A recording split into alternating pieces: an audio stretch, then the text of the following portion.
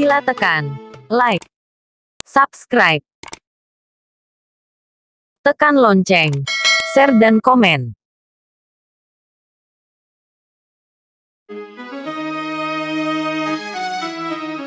Di dalam buku hariannya Sultan Turki Murad keempat mengisahkan, bahwa suatu malam dia merasakan kegelisahan dan dia ingin tahu apa penyebabnya.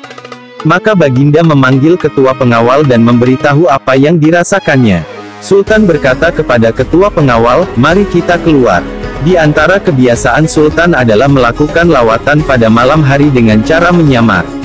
Mereka pun pergi, hingga tibalah mereka di sebuah lorong yang sempit. Tiba-tiba, mereka menemukan seorang lelaki terlentang di atas tanah. Sang Sultan menggerak-gerakkan lelaki itu, ternyata ia telah meninggal. Namun orang-orang yang lalu lalang di sekitarnya tak sedikit pun mempedulikannya. Sultan pun memanggil mereka tanpa disadari orang bahwa dia adalah Sultan. Mereka bertanya, "Apa yang kau inginkan?"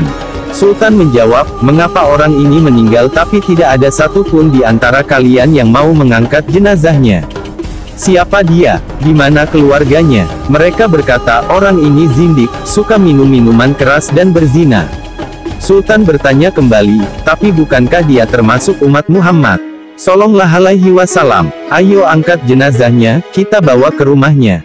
Mereka pun membawa jenazah lelaki itu ke rumahnya. Melihat suaminya meninggal, si istri pun menangis.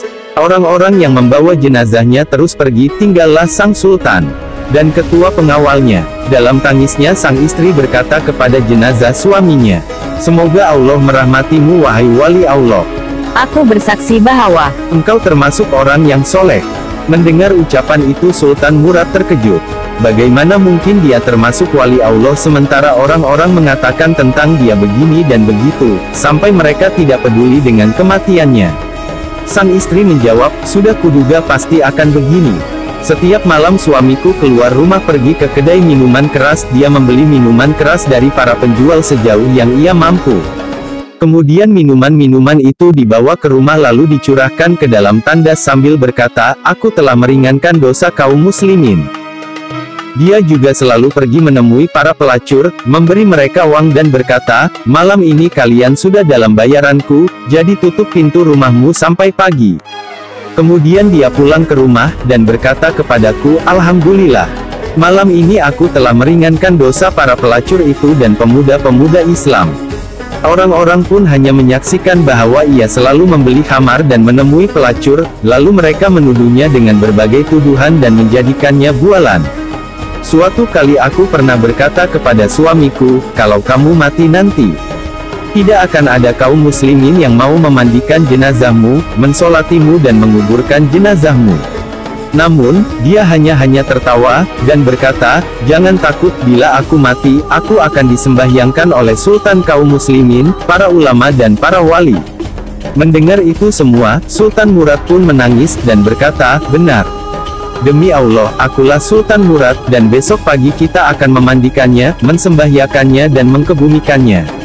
Demikianlah akhirnya proses penyelenggaraan jenazah lelaki itu dihadiri oleh Sultan, para ulama, para wali Allah dan seluruh masyarakat.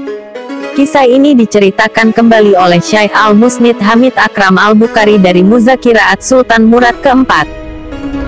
Hikmah yang dapat kita ambil dari kisah ini: jangan suka menilai orang lain dari sisi lahiriahnya saja, atau menilainya berdasarkan ucapan orang lain. Terlalu banyak yang tidak kita ketahui tentang seseorang, apalagi soal yang tersimpan di tepian paling jauh di dalam hatinya. Kedepankan prasangka baik terhadap saudaramu. Boleh jadi orang yang selama ini kita anggap sebagai calon penghuni neraka ternyata sebenarnya penghuni Firdaus.